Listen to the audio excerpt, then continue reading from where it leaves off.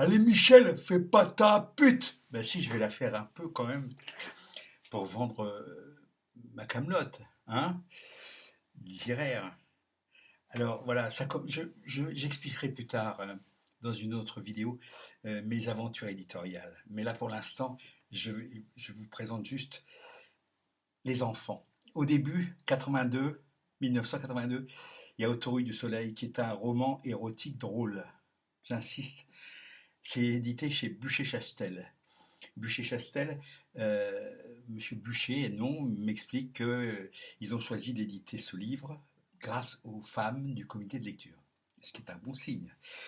Euh, voilà, la couverture est complètement salopée, parce que le fils Buchet, lui, il veut éditer ce truc, mais Arculon, d'accord. Voilà, c'est pas son truc, quoi.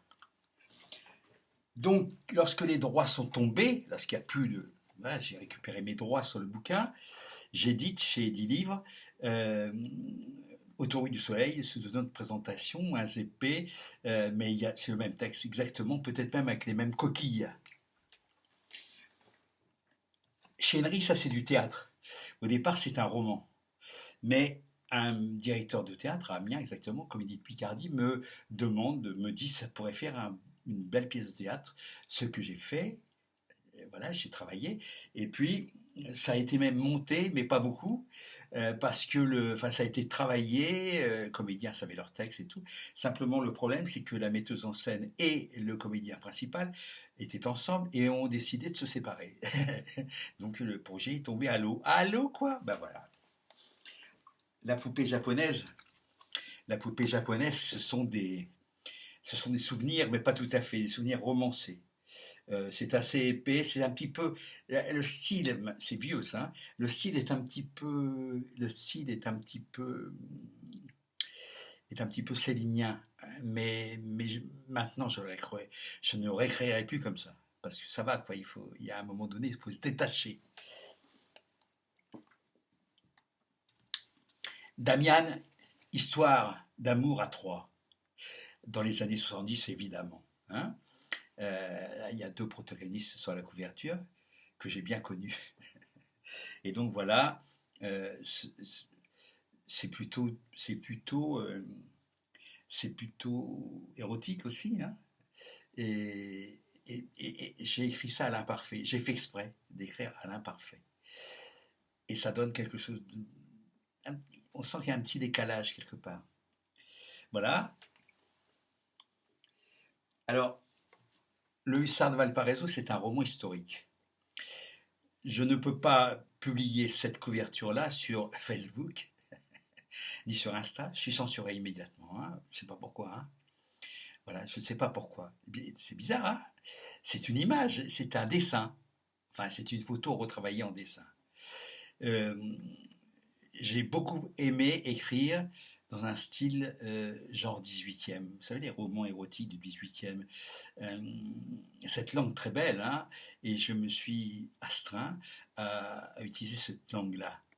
C'est un exercice de style, mais en même temps, c'est un vrai roman historique, avec d'ailleurs des vrais personnages euh, trouvés comme ça, au hasard Balthazar, des vrais personnages, qui côtoient des personnages célèbres. Voilà. Je vous le recommande, hein. Ça, je suis très fier de ça. Très fier de ça. Alors, ça, c'est les amants du Boîtier. Le Boîtier, c'est pas loin d'ici. Voilà encore une photo qui m'a valu d'être censurée, comme de bien entendu. C'est signé Lily Maurras. C'est une histoire de passion avec une jeune femme qui est sur la photo d'ailleurs, et une passion dévorante pour elle et pour moi. Euh, et donc je lui ai fait cadeau de ce... parce qu'elle a participé. Elle a participé. Pas beaucoup, dit-elle, mais à mon avis, beaucoup, beaucoup, beaucoup, en tout cas symboliquement. Et voilà, donc elle est auteure. Et s'il y a des droits, c'est pour elle. Ça gagne pas beaucoup, hein. C'est quelques centimes, quelques euros par an, d'accord. Et encore, c'est même pas sûr. En tout cas, je suis censuré, hein. Ça, c'est une amans, qui veut dire pardon en arabe. C'est les 7 péchés capitaux. en terre d'islam. Ça me vaudrait normalement une fatwa si c'était lu, quoi. En tout cas, s'ils savaient lire, ces gens-là. Je parle pas, je parle des religieux, évidemment. Hein. S'ils avaient le sens de l'humour, surtout. Voilà, donc c'est cette histoire, plus un prologue et un épilogue, qui se passe de nos jours en terre d'islam. J'ai beaucoup travaillé, mine de rien.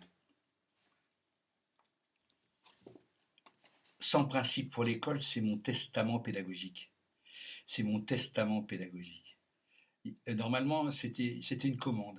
Et puis le commanditaire, François, comment c'était son nom? Je sais plus. François Richaudot, spécialiste de l'écriture, de la lecture, enfin, etc., du signe, avait demandé que en fait, quand c'était mal compris, il voulait en gros 100 recettes pour l'école, et moi j'ai écrit son principe, ce qui n'est pas tout à fait pareil. Hein. On ne fait pas une bonne cuisine avec des principes, mais avec des recettes, oui. Mais ça, c'est des principes. Il y en a beaucoup. Suite nuptiale, je suis assez content de ce livre parce que ça se passe en 68 et c'est écrit quasiment au féminin. C'est écrit au féminin. Je me suis mis dans la peau d'une femme. J'adorerais, hein.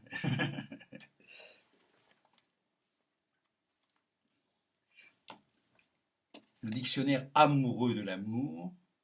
Il y a des dictionnaires amoureux. J'ai proposé à Plomb, je crois que c'est Plomb, un dictionnaire. Bon, ils n'en ont pas voulu. Hein. Donc je l'ai fait. Et voilà, la couverture est de moi d'ailleurs, comme toutes les autres. Hein. Et voilà, et donc, ben, c'est mon testament amoureux. Voilà, c'est ce que je pense de l'amour. Voilà. Je voulais l'appeler dictionnaire libertaire. Dictionnaire amoureux libertaire. Et sais pas, je crois que c'est mon épouse qui m'a dit non, non, ça vaut pas le coup. Hagiographie et tartine de maroilles, eh ben, si vous aimez la vie des saints, S-A-I-N-T-S, il faut lire ça. Vous serez gondolé. Vous serez mort de rire. Je peux vous le garantir. C'est très loufoque, enfin, voilà. Hagiographie et tartine de maroilles. Ça, c'est un maroilles, hein, ça.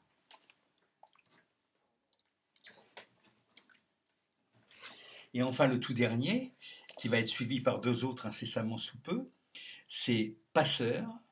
J'ai lu un extrait il y a quelque temps, la fin, et ça y est, la fin est là-dedans. Ça vient de sortir, je l'ai reçu aujourd'hui. Donc, ça s'appelle Passeur, et c'est des souvenirs et des pensées diverses d'un pédagogue, donc par nature d'un passeur soucieux de transmettre. Voilà, chers camarades, vous avez de la lecture si vous voulez, hein. C'est pas trop cher, hein. C'est cher à se faire éditer, pas par ce système-là. Ah, si ça me coûte, chaque couverture me coûte 99 euros, d'accord. Voilà, donc faites le compte des bouquins, c'est pas mal, hein. Ça fait 1200 euros, quoi. 1200 euros, hein, voilà. Donc, bah, achetez ça pour les cadeaux de Noël, quoi. Hein. Ça mettra du beurre dans les épinards de solstice d'hiver. Hasta la Victoria.